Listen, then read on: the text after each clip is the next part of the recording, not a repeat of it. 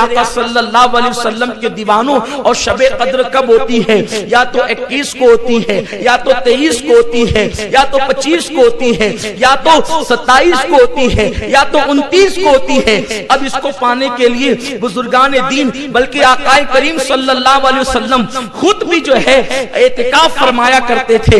آقا کریم 10 دن کا اعتکاف کرتے تھے، اور اخیر عمر میں جو ظاہری آخری سال تھا تو اس دن آقا علیہ السلام نے 20 روز کا اعتکاف فرمایا۔ اللہ اکبر! میرے آقا صلی اللہ علیہ وسلم نے اعتکاف صرف اس وقت تو چھوڑا جب فتح مکہ کے لیے جا رہے تھے، کیونکہ 20 رمضان المبارک کو مکہ فتح ہوا تو حضور علیہ السلام اعتکاف نہ کر سکے، تو اس کے دوسرے والے سال آقا کریم صلی اللہ علیہ وسلم نے 20 دن کا اعتکاف فرمایا۔ یعنی اگر آپ اعتکاف کر لیتے ہیں اور ان تاک راتوں میں رات بھر عبادت کر لیتے ہیں تو آپ کے نامہ اعمال میں 80 سال سے زیادہ کی عبادت لکھ دی جائے گی۔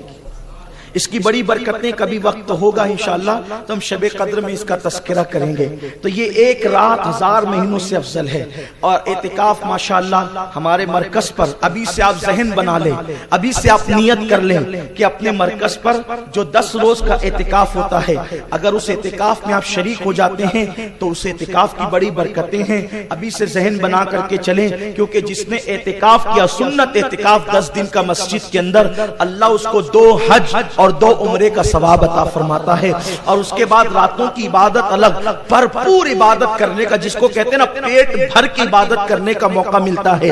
تو ہاں آپ اس کے لیے اپنے آپ کو ابھی سے ذہنی طور پہ تیار کر لیں۔ اور یہاں کے اعتکاف کا حال یہ ہے کہ بندہ یہاں پر تاک راتوں میں رات بھر عبادت بھی کر لیتا ہے، اور اس کے بعد دن میں علم دین بھی سیکھ لیتا ہے۔ تو یہاں کے اعتکاف کی برکتیں الگ ہیں۔ اگر اللہ موقع دے تو کم سے کم زندگی میں ایک مرتبہ اعتکاف کرنے کا ذہن ضرور بنانا چاہیے۔ میرے آقا صلی اللہ علیہ وسلم کے دیوانوں، ابھی سے آپ اپنا ذہن بنا کر کے چلیں۔ میں نوجوانوں سے خاص طور پہ کہتا ہوں کہ دنیا کے لیے تو ہم نے بہت ٹائم نکالا ہے، ہم نے کاروبار کے لیے تو بہت وقت نکالا ہے، ہم نے ہر چیز کے لیے ٹائم نکالا۔ اللہ کے لیے 10 دن نکالیے، اللہ کے لیے 10 دن دیجئے، اور اللہ کے گھر میں آ کر کے بیٹھ جائیے۔ خدا کی عزت کی قسم، آؤ گے تو قسمت ٹوٹی ہوگی، اور جاؤ گے انشاءاللہ تو تقدیریں بدل کر کے جاؤ گے، زندگی میں انقلاب لے کر کے جاؤ گے۔ میرے آقا علیہ السلام کے پیارے دیوانوں، ماشاءاللہ اتنے سارے نوجوان ہیں،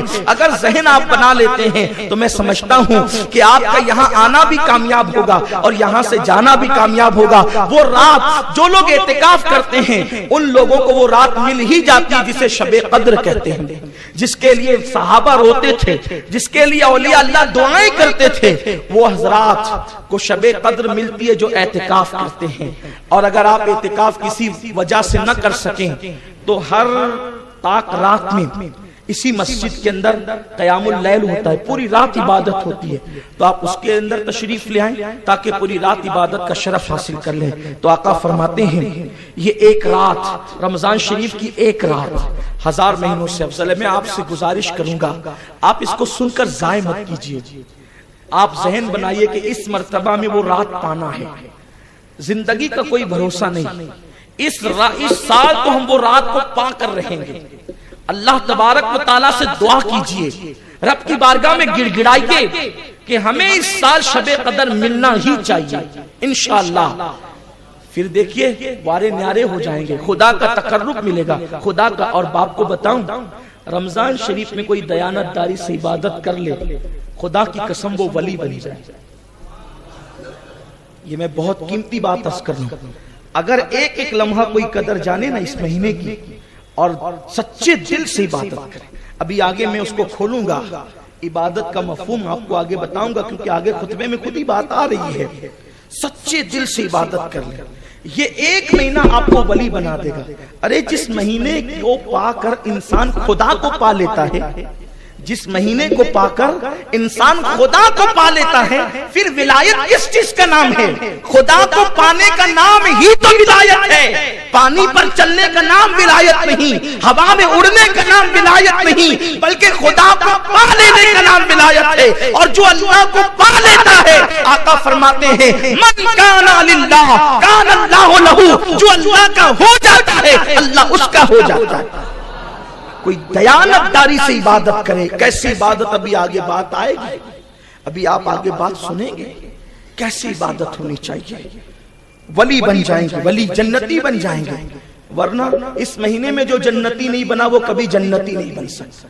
وہ بدبخت ہے جو اس ماہ مبارکہ میں, کیونکہ حضور علیہ السلام نے فرمایا, وہ حدیث پاک آپ نے بارہا سنی ہوگی کہ آقا کریم صلی اللہ علیہ وسلم منبر پہ جا رہے تھے, منبر پر جاتے ہوئے حضور نے فرمایا آمین, پھر کہا آمین, پھر کہا آمین, 3 بار آمین کہا. آقا سے پوچھا گیا حضور کوئی دعا کرنے والا نہیں نظر آتا, دعا کا موقع نہیں بظاہر, آپ آمین 3 مرتبہ فرماتے. آقا نے کہا جبریل آئے تھے اور وہ دعا کر رہے تھے, میں ان کی دعا پہ آمین کہہ رہا تھا. توجہ کریں, سب سے قیمتی لمحہ وہ ہوتا ہے جب امام منبر پہ چڑھتا ہے. یہ سب سے قیمتی لمحہ ہوتا ہے, یاد رکھنا, اس سے قیمتی لمحہ کبھی نہیں آتا. سب سے قیمتی لمحہ اس وقت جب امام منبر پہ چڑھتا ہے. اس وقت تو بیچارہ مؤذن مائک درست کرتا ہے اور میری قوم آستینیں درست کرتی. اس قیمتی لمحے کی خبر ہی نہیں کہ اس وقت ہاتھ اٹھا کر یا بغیر ہاتھ اٹھائے پھر جو دعا کی جاتی ہے قدرت رد نہیں کرتی. پتہ ہی نہیں ہے لوگوں کو, معلوم کتنی بھولی یہ قوم ہے, ادھر ادھر مانگتے پھرتے ہیں اور جب قدرت کے پاس مانگنے کا وقت آتا ہے تو وقت ضائع کرتے ہیں. کچھ لوگ تو بیچارے انتظار میں باہر کھڑے ہوتے ہیں کہ جلدی سے امام صاحب نماز شروع کریں تو ہم اخبار بچھا کر کے جلدی سے کھلے سر یا رومال باندھ کر نماز پڑھیں. دور سے دیکھنے والوں کو ایسا لگے کہ جیسے یہاں میت ہو گئی, اسی لیے بیچارے رومال باندھ کر کے کھڑے ہیں اور 2 رکعت پڑھنے کے لیے آئے اسلام پر احسان کرنے کے لیے. یہ حال ہے میری قوم کا. اگر یہ قوم مانگنے کے وقت کی قدر کرتی تو اس قوم کو کبھی دوسروں کے آگے ہاتھ پھیلانے کا وقت نہیں آتا. اس قوم نے مانگنے کی کبھی خدا سے نہیں مانگا, بندوں سے مانگتے رہے. اسی لیے تو در در کے بھکاری اتنا مانگنے پر آئے, اتنا مانگنے پر آئے, اتنے بھک منگے ہو گئی, اتنی بھک منگی ہو گئی یہ قوم کہ اب تو یہ قوم ووٹ کے بدلے بھی پیسہ مانگتی ہے. کیا داڑھی والے, کیا حاجی, کیا نمازی, سب ننگے ہوئے اس الیکشن کے اندر, سب ننگے ہوئے. اور ان لوگوں کی عبادت کوئی قبول ہوگی جو حرام کے لقمے پہ افطار کریں گے. تہوار آ رہا ہے جی رمضان شریف کا, اس سے بھی لے لو, اس سے بھی لے لو, اس سے بھی لے لو, سب سے لے لو. بچوں کے کپڑے بنا دیں گے, خود کی درست کر لیں گے. لعنت ہے ایسی سوچ پر. سٹے اور جوے اور سود کی کمائی کا پیسہ جب تمہارے درمیان تقسیم ہوگا اور ان کپڑوں کو پہن کر عید کا دگانا پڑو گے تو کیا وہ دگانا منہ پہ نہیں مار دیا جائے گا؟ اس پیسوں سے رمضان شریف کی سحری کرو گے تو وہ روزہ منہ پہ نہیں مار دیا جائے گا؟ اس پیسوں سے افطار کرو گے تو وہ افطار منہ پہ نہیں مار دی جائے گی؟ سرکار غوث الاعظم دستگیر نے رمضان المبارک کی شروعات میں قوم سے کہا تھا, اے میری قوم, تم رمضان شریف میں حلال پانی اور کھانے سے تو احتیاط کرتے ہو, مگر جب تم افطار کے لیے بیٹھتے ہو تو تم لوگوں کے خون سے روزہ کھولتے ہو. لوگوں کے خون سے روزہ مت کھولنا ورنہ وہ روزہ قبول نہیں ہوگا. تو لوگوں نے کہا تھا ہم تو پھل فروٹ سے, کھجوروں سے, پانی سے روزہ کھولتے ہیں, ہم نے کب جو ہے خون سے روزہ کھولنا ہے؟ تو فرمایا جو لوگوں کا مال دھوکہ دہی کے ساتھ لیتے ہو وہ خون نہیں تو اور کیا ہے؟ آپ کا قصور نہیں ہے, نہ ادھر ادھر کی تو بات کر, یہ بتا کہ قافلہ کیوں لٹا, مجھے رہزنوں سے غرض نہیں تیری رہبری کا سوال. جب مولوی ملے خود دینے لینے پر آ جائیں تو قوم کب بچنے والی؟ دین کیا ہے؟ صرف تسبیح گھمانے کا نام دین ہے؟ مذہب و مسلک صرف تسبیح گھمانے کا نام ہے؟ نہیں. اللہ کے رسول صلی اللہ علیہ وآلہ وسلم نے فرمایا جو لین دین میں درست نہیں وہ کسی معاملے میں درست نہیں. اور اتنا سستی بک گئی میری قوم, 500 روپے میں تو اب مرغی بھی 2 کلو کی نہیں ملتی. وہ آبریٹ کی بات نہیں کر رہا ہوں, جس کو کھا کر آپ بیمار پڑ جائیں. اس دیسی مرغی تو 500 کی بھی 2 کلو کی نہیں ملی, تم 500 پہ بک گئے, لوگوں نے تمہیں خرید لیا. خدا نے تو تمہاری قیمت بہت بڑی بتائی تھی. ان اللہ اشتری من المؤمنین انفسهم واموالهم بان لهم الجنہ. اللہ نے تمہاری جان اور تمہارے مال کو جنت کے بدلے خریدا ہے. تیری قیمت جنت ہے, 500 روپے نہیں ہے. اور آج جیت کا جشن ایسے منا رہے ہیں جیسے کوئی ان کی عید آ گئی. پٹاخے پوری گلے کوچوں میں پھوڑے جائیں. نہ بیماروں کا خیال ہے, نہ پڑھنے لکھنے والوں کا, نہ عبادت کرنے والوں کا, نہ سونے والوں کا خیال. جو مذہب قرآن کی تلاوت کے لیے کہتا ہے کہ سونے والے کے سرہانے زور سے قرآن مت پڑھو, اس کی نیند میں کہیں خلل نہ آ جائے, اس مذہب کے ماننے والے پٹاخے اتنی زور سے پھوڑ رہے کہ نیند میں لوگوں, نیند تو اپنی جگہ بیمار. اور سوچو تو صحیح, وہ قوم اپنی دولت کو انگار لگا رہی جس قوم کی بیٹیاں سگنلوں پہ بھیک مانگتی. وہ قوم پٹاخے پھوڑ رہی ہے ہزاروں روپے کے خرید کر.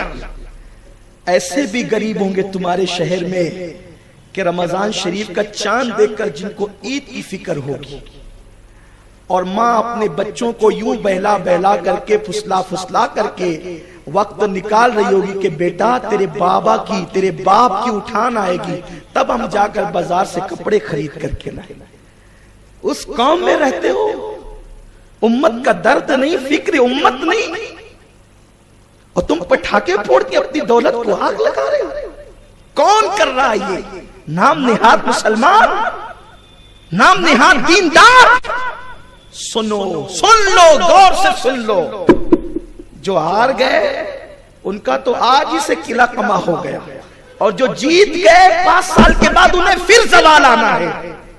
اور سنو, اپنی فکر بناؤ, کوئی ایسے اقتدار پہ ایمان کا سودا نہ کرنا جو 5 سال کے بعد چھین لیا جائے.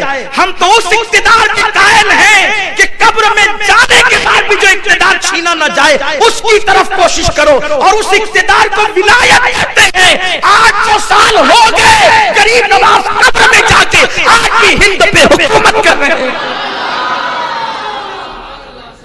کیا تمہاری حکومت اور کیا تمہارا الیکشن.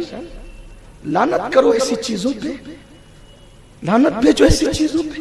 لیکن یہ بات قوم کو کون سا, امین القادری تو آنکھ کا کاٹا ہو گیا نا, آنکھ بولتے بولتے. غالباً اقبال نے یہ بات کہی تھی. کہتے ہیں اپنے بھی خفا مجھ سے ہیں, بیگانے بھی ہیں ناخوش, میں زیر حلا حل کو کبھی کہہ نہ سکا کانت. یہ آج حالت ہے.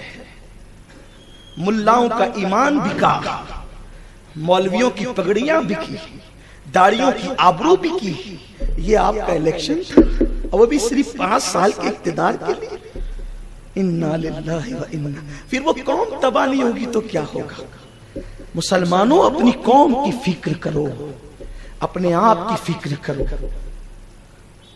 اور یاد رکھنا, میں نے دیکھا میرے محلے میں جھگڑا ہو رہا ہے, ادھر محلے میں جھگڑا, ادھر. آپ سے پوچھتا ہوں, یہ لیڈر جو بڑے لیڈر ہیں سب بیوقوف بناتے ہیں. یہ کبھی نہیں لڑتے, یہ تمہیں لڑاتے ہیں. یہ بیٹھ کر پارٹیاں کرتے ہیں, تمہیں لڑاتے. تم نادان ہو, لڑتے ہو. آپس میں لڑو گے کہاں جاؤ گے. آپس میں لڑنے کا وقت نہیں. مومن تو ایک جان کی طرح ہے, مومن تو ایک جسم کی طرح ہے. کہیں بھی تکلیف ہو یاد رکھنا, ان کے کہنے پہ نہیں لڑنا, ان کے آواز پہ نہیں لڑنا. ٹھیک ہے, ہماری قوم کے ایک عالم نے کہا تھا سیاست بیت الخلاء کی طرح ہے, اتنا استعمال کرو جتنا ہے, بس اتنا, اس سے زیادہ اور کیا ہے. پورا شہر سر پہ اٹھا رکھا. مسجدوں کی آبرو بیچی, مسلمانوں کی آبرو بیچی, زبانیں بکی, خطابت بکی, سب بیچ آئے. اور جو بیچارے بچتے ہیں ان کو بدنام کرتے ہیں. وہ تو ایسا کہتے ہیں, کبھی بیچارے خواب میں سوچتے بھی نہیں, ان پہ الزام لگاتے. ہم تو ایسے لوگوں کا دامن قیامت میں پکڑیں گے جو ان لوگوں کو, پاک دامنوں کو ٹارگٹ کرتے ہیں کہ چلو ہم تو گندگی میں پھنس گئے, ذرا 2-4 الزام ان پہ بھی لگا دیں. قدرت سب کو دیکھ رہی ہے. ذرا منہ کھولنے سے پہلے سوچا کرو. ہر مرتبہ منہ کھول کر جھوٹ مت بولا کرو, اپنی اوقات میں رہا کرو. اللہ کی بارگاہ میں جواب دینا ہے. تو عرض یہ کرنے چلا تھا, بات دور نہ نکلے. پھینک دو اس بے غیرتی کو. اسلام نے تمہاری قیمت بہت مضبوط لگائی. آپ جانتے ہیں کیسر و کسریٰ کے تاجدار جس قوم کو خرید نہ سکے, وہ محلے کے معمولی سے کارپوریٹر تمہیں خرید لیتے. سوچو تو صحیح. ان تک یہ پیغام پہنچاؤ, میری قوم تک یہ پیغام پہنچاؤ, ورنہ تم بہت نیچے گر جاؤ گے, نچلی سطح پہ.